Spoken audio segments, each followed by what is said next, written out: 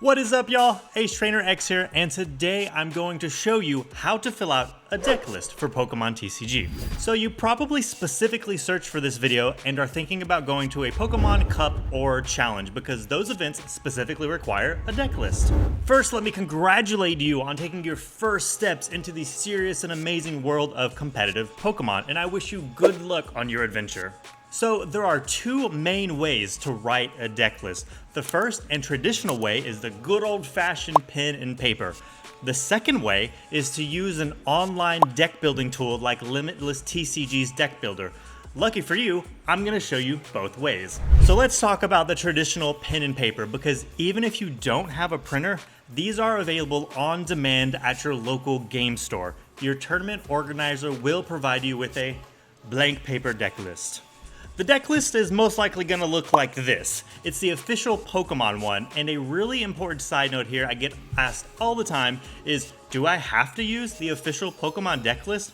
And the answer is actually no, you don't. However, please check with your local game store's tournament organizer. Some are a bit pickier than others, and sometimes it's just easier to go with the flow, you know? So let's break down this deck list into its main components. At the top of the deck list you have format, standard or expanded.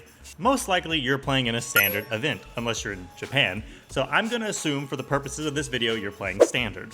After that is player name, your player ID, and date of birth. You should definitely already know two of those things, but if you don't know your player ID, you can find it on the Pokemon website on the top left-hand corner of the screen when you log in. The large column on the left side of the page is for matching set symbols from pre-Scarlet and Violet era. This is usually the most confusing part for new players because there are so many symbols, but don't worry. As of this filming, the only symbols you have to worry about are the sword and shield section. Everything else you can ignore. The right side of the page has a checkbox for your age division, so just check the box of whatever age division you're playing in based on the year. Now we get to the real nitty-gritty of the deck list, the actual deck list. For Pokemon, you need 5 components to write a successful and accurate deck list. How many cards of a Pokemon you're playing, the quantity, the name of the Pokemon, the set it came from, and the regulation mark. Let's break this down with Charmander, because I freaking love Charmander. If you are playing 4 Charmanders in your deck, you will write 4 for the quantity. For the name, you're just going to slap Charmander down. We got it so far, right? Easy peasy. For the set, you are going to write PAF, and you can find that on the bottom left-hand corner of the card. The collector number on this bad boy is 7, so let's just write 7.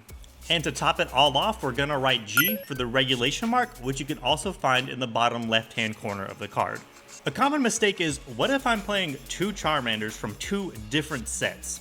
Well, let's take a look at another Charmander from, let's say, Obsidian Flames, OBF. These Charmanders are 2 completely different cards. They are very distinct from each other. So we're going to write down these 2 Charmanders on 2 different lines. You'll notice that in total we have 4 total Charmanders, but they're separated each by their own line because they are totally different cards. If you're ever in doubt if they're the same card or a different card, just go ahead and write them on their own line item. It doesn't hurt you, but it also helps you not have a bad deck list. Alright, so we're clear as mud so far, right? But what if we have some like silly little symbol instead of letters for our set? Well, let's do an example with a little fishy guy, Lumineon V. We are going to be playing 1 Lumineon V, so we'll write 1 for quantity. For the name, we are going to write Lumineon V in full. Remember, Lumineon V is the full name of the Pokemon, so make sure you write down as it's shown on the card. Now this guy has what looks like to be a weird little explosion thing, and this is when we refer to our handy chart on the left-hand side of the page and we look for the symbol. Once we have found the symbol, we can look to the left of it and we'll notice that it has the letters CRZ. So we're going to write CRZ in the set box. The collector number on this guy is also kind of weird, but we're gonna write it exactly as written on the card. So it's gonna be GG39. To top it all off, that regulation mark is mark F, so let's slap that down. Okay, so now you're gonna do that with all the Pokemon in your deck. Good luck. After that, we can move on to the trainer cards, and this section is super easy, but let's look at a really common example, Boss's Orders. My deck has 2 copies of Boss's Orders, so for quantity, we're gonna write down 2. For name, we are just going to write down Boss's Orders. You do not write the subheader down to the right part of the card's name. It is not part of the card's name. After we get all of our trainers written down in this manner, we're gonna move to the energy section and repeat exactly what we did for trainers. We just need the quantity and the name, nothing else. So if I am playing 6 fire energy, I just have to write 6 for the quantity and fire energy for the name. That's it. Congratulations, you have built a fancy paper deck list. But what if there was an easier way if you really get into the competitive scene that you want to be able to print your deck list off on the fly, maybe? So the way I like to save and organize my deck list is by using Limitless TCG's Deck Builder. You can access the Deck Builder by navigating to the Limitless link I put below, or you can always go to the Tools dropdown of their website and click Deck Builder. Once you get into the Deck Builder, you are presented with a blank screen like so. Let's go back to the Charmander example from earlier. All we're gonna do is type in Charmander and press Enter. It will then populate a whole list of Charmanders for us to select and look at.